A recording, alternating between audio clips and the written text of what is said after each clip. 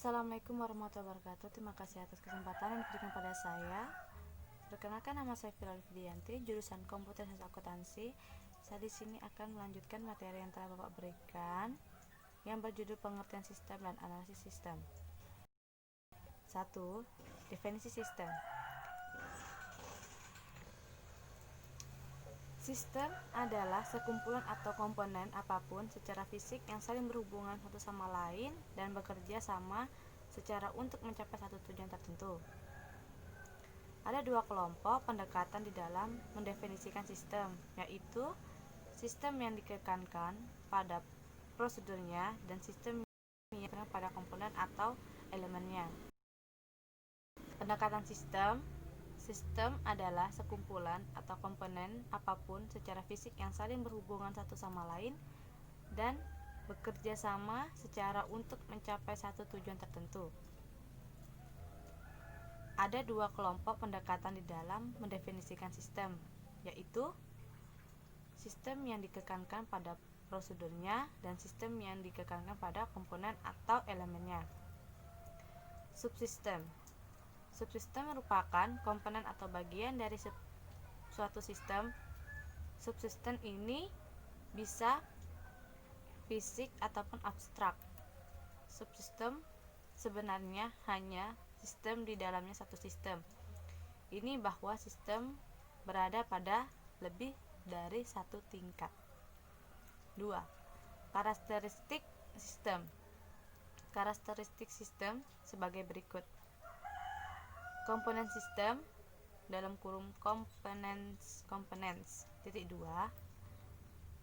Suatu sistem terdiri dari sejumlah komponen yang saling berinteraksi, yang artinya saling bekerja sama untuk membentuk satu kesatuan. Batas sistem dalam kurung boundary merupakan daerah yang membatasi antara satu sistem dan satu sistem lainnya atau dengan lingkungan luarnya. 2. Karakteristik sistem sebagai berikut. 1. Lingkungan luar sistem dalam kurung environment. Lingkungan luar dari suatu sistem adalah apapun di luar batas dari sistem yang mempengaruhi operasi sistem. Mempengaruhi dalam kurung interface sistem. Penghubung sistem merupakan media penghubung antara satu subsistem dan dengan subsistem lainnya. Karakteristik sistem sebagai berikut. Memasukkan dalam kurung input sistem, dapat berupa masukan perawatan maintenance input dan memasukkan sinyal input. Keluaran output sistem. Keluaran sistem adalah sebagai dari energi yang diolah dan diklasifikasikan menjadi keluaran yang berguna dan sisi pembuangan. Karakteristik sistem sebagai berikut. Karakteristik sistem sebagai berikut. Pengolahan dalam kurung proses sistem. Suatu sistem dapat mempunyai suatu bagian pengolah yang akan berupa masukan menjadi keluaran. Dalam kurung objektif atau tujuan dalam kurung goal. Tujuan sistem merupakan target dan sarana akhir yang ingin dicapai oleh satu sistem. 3. Karakteristik sistem. Sistem dapat diklasifikasikan dari beberapa sudut pandang, di antaranya sebagai berikut ini. 1. Sistem klasifikasi sebagai hasil sistem abstrak abstrak sistem dan sistem fisik physical system. Sistem abstrak adalah sistem yang berupa pemikiran atau ide-ide yang tidak tampak secara fisik.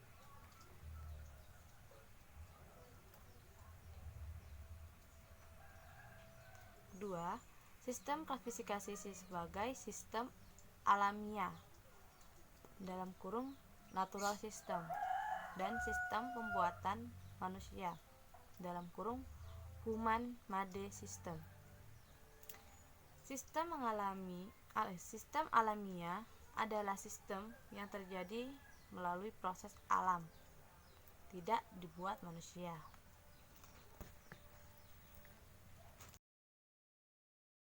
Klasifikasi sistem. 1. Sistem dapat diklasifikasi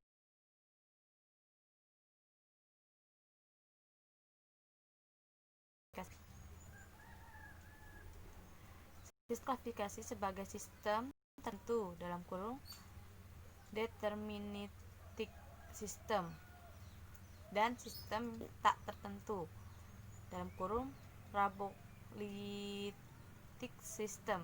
Sistem tertentu beroperasi dengan tingkat laku yang sudah diprediksi. Sistem klasifikasi sebagai sistem tertutup (closed system).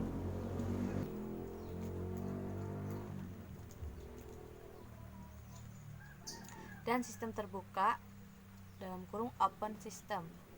2.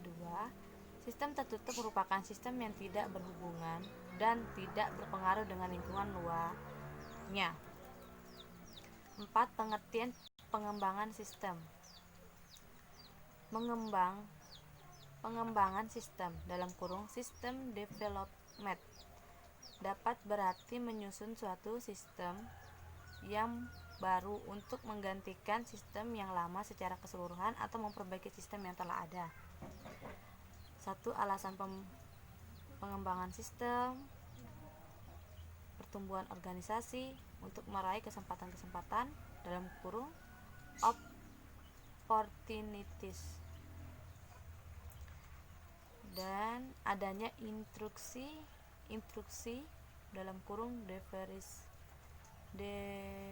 derivatives. Lanjut, proses pengembangan sistem. 1.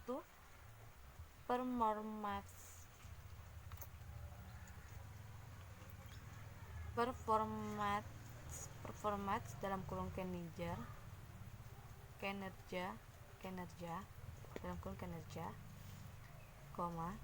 peningkatan terhadap kinerja hasil kerja sistem yang baru sehingga menjadi lebih efektif. Dan 2. Information, informasi, peningkatan terhadap kualitas informasi yang disajikan. Yang ketiga, ekonomis, peningkatan terhadap manfaat atau keuntungan atau penurunan biaya yang terjadi. Dan selanjutnya, proses pengembangan sistem. 1. Kontrol pengendalian, peningkatan terhadap pengendalian untuk mendefinisikan dan memperbaiki kesalahan-kesalahan secara kecurang-curangan yang akan terjadi. 2. Performance kinerja, peningkatan terhadap kinerja hasil kerja sistem yang baru sehingga menjadi lebih efektif. Dan lanjut, information informasi, peningkatan terhadap kualitas informasi yang disajikan. Dan ekonomis, peningkatan terhadap atau keuntungan-keuntungan atau penurunan biaya yang terjadi.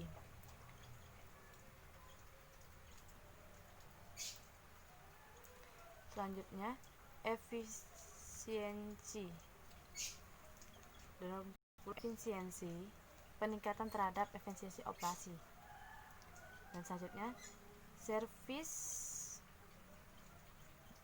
dalam kurung pelayanan. Itu peningkatan terhadap pelayanan yang diberikan oleh sistem. Dan selanjutnya, proses sistem, embedded system. Kesalahan, mencegah masalah yang ada, kesempatan, meraih kesempatan, instruksi, menjalankan instruksi. Dan selanjutnya, prinsip pengembangan sistem. Satu, sistem yang dikembangkan adalah untuk manajemen. Selanjutnya, sistem yang dikembangkan dan investasi modal yang besar. Dan selanjutnya, semua alternatif yang ada harus diinvestigasi. Yang selanjutnya, investasi yang terbaik harus bernilai. Selanjutnya, sistem yang dikembangkan memerlukan orang yang terdidik.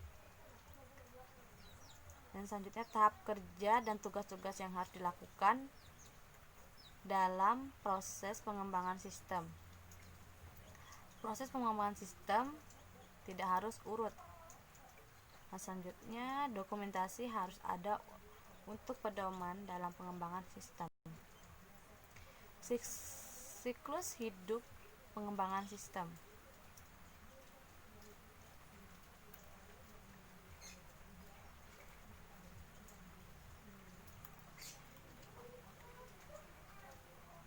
Daur atau siklus hidup dari pengembangan sistem merupakan suatu bentuk yang digunakan untuk menggambarkan tahap utama dan langkah-langkah di dalam tahap tersebut dalam proses pengembangannya. Pengembangan sistem ini yaitu Woods, Gray, Grudnitsky, Information System, teori dan praktik dalam kurung New York, Johann Wille dan Sons, yang menulis pengembangan sistem sebagai berikut. 1. Kebijaksanaan dan perancangan sistem dalam kurung sistem policy dan planning. 2. Pengembangan sistem dalam kurung sistem development. Dan selanjutnya, analisis sistem dan desain sistem secara umum, penilaian sistem, desain sistem terperinci, implementasi sistem. Dan selanjutnya, manajemen sistem dan operasi.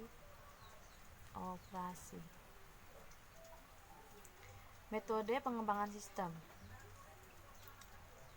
1. Metodologi, kesatuan, metode-metode, prosedur-prosedur, konsep-konsep pekerjaan, aturan-aturan yang digunakan oleh suatu ilmuwan. Dan selanjutnya, metode, suatu cara atau teknik yang sistematik untuk mengerjakan sesuatu. Selanjutnya, alat dan teknik pengembangan sistem.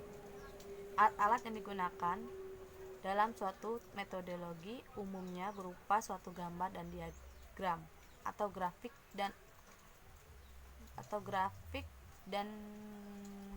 atau non-grafik. 6. Fungsi analisis sistem. Analisis sistem dalam kurung analisis sistem analytics adalah orang yang menganalisis sistem dalam kurung mempelajari masalah-masalah yang timbul dan menemukan kebutuhan pemakai sistem untuk mendefinisikan pemecahan yang tetapi juga pada bidang aplikasi yang ditandatanganinya. Sedangkan programmer, pengetahuan program cukup terbatas pada teknologi komputer,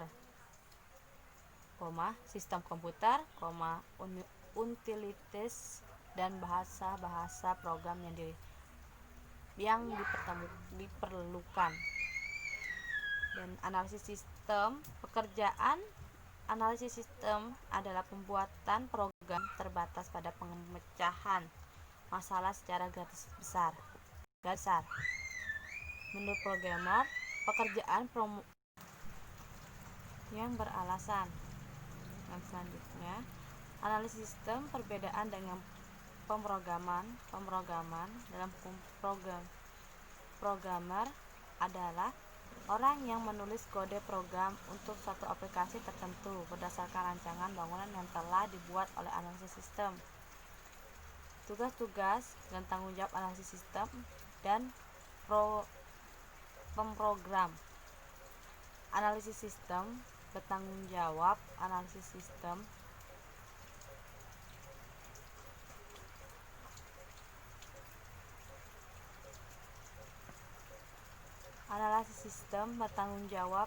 analisis sistem tidak hanya pada pembuatan program komputer saja, tetapi sistem secara keseluruhan.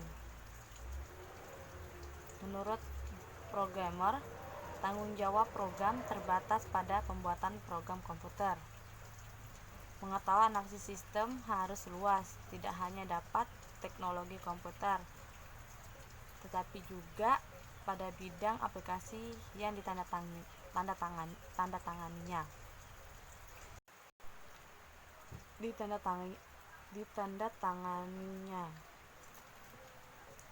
Dan menurut programmer, pengetahuan program cukup besar pada teknologi komputer, sistem komputer, unit dan bahasa-bahasa pemrograman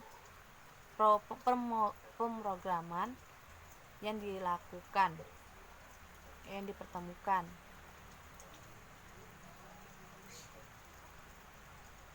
Dan analisis sistem, pekerjaan analisis sistem adalah pembuatan program terbatas pada pemecahan masalah secara garis besar. Dan programmer, pekerjaan program sistem teknis dan harus tepat dalam pembuatan instruksi program.